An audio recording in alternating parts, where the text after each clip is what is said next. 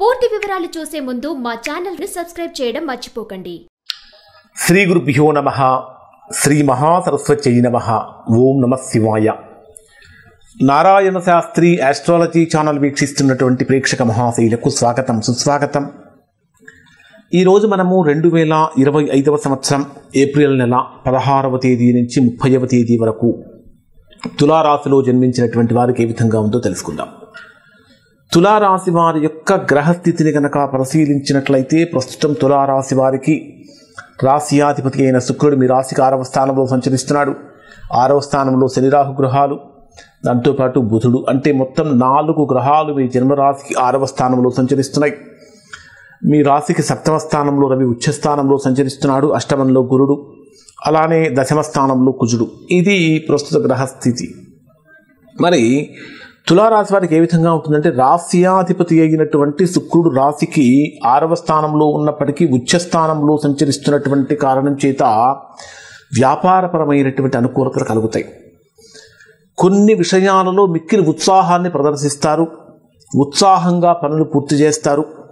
ఆటంకాలను అధిగమించేటటువంటి విధంగా మీ ప్రణాళిక ఉంటుంది. 6వ స్థానం అంటే రోగస్థానము, పాపస్థానము, శత్రుస్థానం కూడా. 6వ స్థానంలో ఈ శని రాహు గ్రహాల యొక్క కలయిక కానీ, బుధ శుక్ర గ్రహాల యొక్క కలయిక కానీ శత్రువుల మీద పైచేయి సాధిస్తుంది. అంటే ఇప్పటి వరకు ఎవరైతే మీతో శత్రువులుగా ఉన్నారో వారు కూడా మిత్రులుగా మారే అవకాశం ఏర్పడుతూ ఉంటుంది. ఆర్థికపరమైనటువంటి వ్యవహారాలు అత్యంత అనుకూలంగా మారుతూ ఉంటాయి. ప్రధానంగా తీసుకుంటే మీ జన్మరాశికి 2వ స్థానాధిపతి మరియు 7వ అయినటువంటి కుజుడు మీ రాశికి 10వ స్థానంలో నీచంలో సంచరిస్తున్నాడు. 10వ స్థానం అంటే కర్మస్థానం. కర్మస్థానంలో కుజుడు నీచంలో సంచరిస్తూ మీ జన్మరాశిని వీక్షిస్తున్నప్పుడు ఏం జరుగుతుందంటే, వృత్తి ఉద్యోగ వ్యాపారాలలో స్వల్పమైన సమస్యలు అనేటటువంటివి కనిపిస్తూ ఉంటాయి. అవి మీకు తెలియకుండానే చాప కింద నీరులాగా మిమ్మల్ని వెంటబడుతూ ఉంటాయి. ఈ 10వ స్థానంలో సంచరించేటటువంటి కుజుడు యొక్క ప్రభావంతో ఎట్టి పరిస్థితుల్లో కూడా ఆవేశపూరితమైనటువంటి నిర్ణయాలు తీసుకోకూడదు. ఆచితూచి వ్యవహరించాలి. తొందరపాటు నిర్ణయాలు కొద్దిగా ఇబ్బందికరమైనటువంటి ఫలితాలు కలిగిస్తాయి. అలానే ఆర్థికంగా ద్వితీయాధిపతి అయినటువంటి కుజుడు కూడా 10వ స్థానంలో నీచ స్థానంలో సంచరిస్తున్నటువంటి కారణం చేత అప్పులు చేయటం కానీ, అప్పులు తీసుకోవటం కానీ ఈ మాసం ద్వితీయ పక్షంలో అంత శ్రేయస్కరం కాదు. తృతీయ స్థానాధిపతి మరియు షష్టాధిపతి అయినటువంటి గురుడు 8వ స్థానంలో సంచరిస్తున్నటువంటి కారణం చేత దూరం అయిపోయినటువంటి వ్యక్తులు దగ్గర కావటం అనేటటువంటిది కూడా జరుగుతూ ఉంటుంది. ప్రధానంగా చతుర్థ 5వ స్థానాధిపతి అయిన శని 6వ స్థానంలో రాహువుతో కలిసి ఉన్నాడు. ఈ శని రాహు గ్రహాల యొక్క కలయిక గురించి శపిత దోషం అని చెప్పాను. శపిత దోషానికి సంబంధించిన ఒక వీడియో కూడా ప్రత్యేకంగా చేయటం జరిగింది. ఇది తులారాశి వారికి ఈ మాసంలో అద్భుతమైనటువంటి యోగాన్ని ఇస్తుంది. ఎటువంటి యోగం అంటే విదేశీ యోగాన్ని కలిగిస్తుంది. దూర ప్రాంతాలకు ప్రయాణం చేసేటటువంటి విధంగా చేస్తుంది. అంటే చిరకాల వాంఛన నెరవేరేటటువంటి విధంగా ఇక్కడ తులారాశి వారి యొక్క గ్రహస్థితి ఉంది అని చెప్పాలి. ఇక్కడ ఈ 6వ స్థానంలో 4 గ్రహాల యొక్క కలయిక తులారాశి వారు ఆరోగ్యపరమైనటువంటి విషయాల్లో అత్యంత జాగ్రత్తలు పాటించాలి. వివాహ ప్రయత్నాలు కనుక చేస్తూ ఉంటే మీ జన్మరాశ్యాధిపతి అయిన శుక్రుడు ఎగ్జాల్టేషన్లో ఉన్నప్పటికీ మీ రాశికి 7వ అయినటువంటి కుజుడు నీచ స్థానంలో సంచరిస్తున్నటువంటి కారణం చేత చేసేటటువంటి వివాహ ప్రయత్నాలు దాదాపుగా దగ్గర దాకా వచ్చినట్టే వచ్చి దూరంగా వెళ్ళిపోతున్నాయా అనేటటువంటి భావన కూడా కలుగుతుంది. ముఖ్యంగా చెప్పాలంటే ఆర్థిక పరిస్థితి అనుకూలంగా ఉన్నప్పటికీ ముఖ్యమైనటువంటి విషయాలలో తొందరపాటు నిర్ణయాలు అనేటటువంటి పనికిరావు.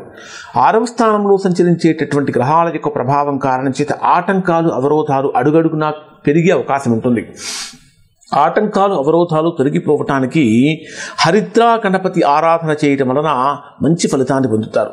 లేదా మీ ఇంటికి దగ్గరలో ఉన్నటువంటి గణపతి దేవాలయానికి వెళ్ళి గరికతో పూజ చేసి ఓం గం గణపతయే నమః అనేటటువంటి మంత్రాన్ని ఒక 108 సార్లు పారాయణ చేయడం వలన కూడా అనేక రకాలైనటువంటి విఘ్నాల నుంచి కూడా ఇక్కడ మీరు బయటకు వస్తారని ఖచ్చితంగా చెప్పవచ్చు. అసలు ఈ మాసం ద్వితీయ పక్షంలో తులారాశి వారి యొక్క గ్రహస్థితి ప్రకారం కనుక పరిశీలిస్తే డేవైజ్గా వీరికి ఏ విధంగా ఉంటుందంటే, 16వ తేదీ ఉదయం నుంచి 18వ తేదీ ఉదయం 8 గంటల 19 నిమిషాల వరకు వృత్తి ఉద్యోగ వ్యాపారాలలో కీలకమైనటువంటి మార్పులు జరుగుతాయి. అంటే కొన్ని మీకు తెలియకుండానే కొన్ని పొరపాట్లు జరగటం కానీ, కొన్ని ప్రతికూలమైనటువంటి పరిస్థితులు కలగటం కానీ, మానసికమైన ప్రశాంతతకు ఇబ్బంది కలగటం కానీ జరుగుతుంది. దాంతోపాటు ఈ ద్వితీయ స్థానంలో చంద్రుడి యొక్క సంచారం మీకు మనశ్శాంతిని కూడా కొంచెం, అంటే మనశ్శాంతి తగ్గించేటటువంటి అవకాశాలు కూడా కనిపిస్తూ ఉంటాయి. ఇన్వెస్ట్మెంట్ చేసేటటువంటి వారికి అనుకూలమైన సమయం కాదు. 18వ తేదీ ఉదయం 8:19 నుంచి 20వ తేదీ సాయంత్రం 6 గంటల వరకు ఉండే సమయంలో ఇది బ్రహ్మాండమైనటువంటి యోగాన్ని ఇస్తుంది. శుభవార్తలు వినేటటువంటి అవకాశం కూడా కనిపిస్తూ ఉంటుంది. ముఖ్యమైనటువంటి నిర్ణయాలు తీసుకోవడానికి, బంధుమిత్రుల యొక్క సహాయ సహకారాలు పొందడానికి ఇది అనుకూలమైన సమయం అని చెప్పాలి. దాంతోపాటు 20వ తేదీ సాయంత్రం 6 గంటల నుంచి 22వ తేదీ రాత్రి 12:27 వరకు ఉండేటటువంటి సమయంలో స్థిరాస్తులు వృద్ధి చేయడం కోసం చేసే ప్రయత్నాలు ఫలిస్తాయి. ఆకస్మికమైనటువంటి ధనయోగం అనేటటువంటిది కనిపిస్తూ ఉంటుంది. గృహ మార్పులు అనేటటువంటివి సూచిస్తూ ఉన్నాయి. దాంతోపాటు అంటే విలువైన వస్త్ర ఆభరణాలు కొనుగోలు కోసం చేసే ప్రయత్నాలు కూడా ఫలిస్తాయని చెప్పాలి.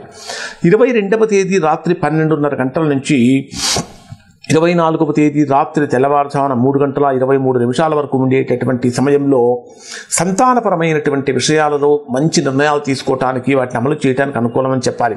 సంతానపరమైనటువంటి విషయాలు ఏర్పడినటువంటి ప్రతికూలతలన్నీ కూడా తొలగిపోతాయి. అలానే ఎవరైతే ప్రేమ వివాహం చేసుకోవాలనుకుంటున్నటువంటి వారికి ఈ రోజులు చాలా అత్యంత అనుకూలమైనటువంటి రోజులని చెప్పాలి. ఇక 24వ తేదీ రాత్రి, అంటే 25వ తేదీ ఉదయం నుంచి 27వ తేదీ ఉదయం వరకు మీ జన్మరాశికి 6వ స్థానంలో పంచగ్రహ కూటమి ఏర్పడుతుంది. ఈ పంచగ్రహ కూటమి యొక్క ప్రభావంతో ఏం జరుగుతుందంటే, ఈ తులారాశి వారికి ఇక్కడ మీకు శత్రు సమస్యలు పెరుగుతూ ఉంటాయి, అనారోగ్య సమస్యలు పెరుగుతూ ఉంటాయి. ముఖ్యమైనటువంటి నిర్ణయాలు తీసుకోవడానికి కానీ, అగ్రిమెంట్లు చేసుకోవడానికి కానీ, కాంట్రాక్ట్ మీద సైన్ చేయడానికి కానీ, లేదా కొత్త కొత్త పనులు ప్రారంభించడానికి కానీ ఇది అనుకూలమైనటువంటి యోగ్యమైనటువంటి సమయం కాదు అని చెప్పాలి.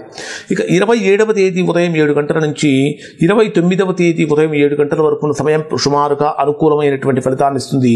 గృహ వాతావరణం ఆనందకరంగా మారుతుంది. 29వ తేదీ ఉదయం 7 గంటల నుంచి 30వ తేదీ రాత్రి వరకు ఉండే సమయం అంతా కూడా పూర్తి ప్రతికూలమైనటువంటి ఫలితాలు ఇస్తుంది. కొన్ని రకాలైనటువంటి ప్రతికూలమైనటువంటి వార్తలు కూడా వింటారు.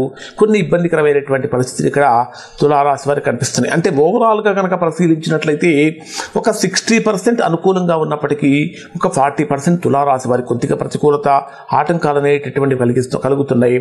దానికోసం గణపతి ఆరాధన చేసుకోవటం కానీ, లక్ష్మీ గణపతి హోమం చేయించుకోవటం అన్న కానీ మంచి ఫలితాలు పొందుతారు. వాస్తవంగా ఇప్పుడు చెప్పినటువంటి ఫలితాలు తులారాశిలో ఉన్నటువంటి అందరికీ కూడా వర్తిస్తాయి.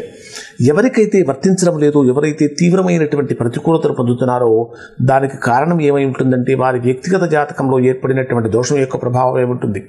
అటువంటి సందర్భంలో మీరు మీ వ్యక్తిగత జాతకాన్ని ఒకసారి విశ్లేషణ చేయించుకొని దోషం ఎక్కడుందో తెలుసుకుని దానికి తగినటువంటి విధంగా చక్కగా దోష నివారణ చేయించుకొని దానికి తగినటువంటి పరిహారాలు కనుక పాటించినట్లయితే మంచి ఫలితాలు పొందడానికి ఇక్కడ ఈ రాశి వారికి అవకాశం ఏర్పడుతుంది. ఇవి తులారాశి వారికి సంబంధించినటువంటి ఫలితాలు. శుభం.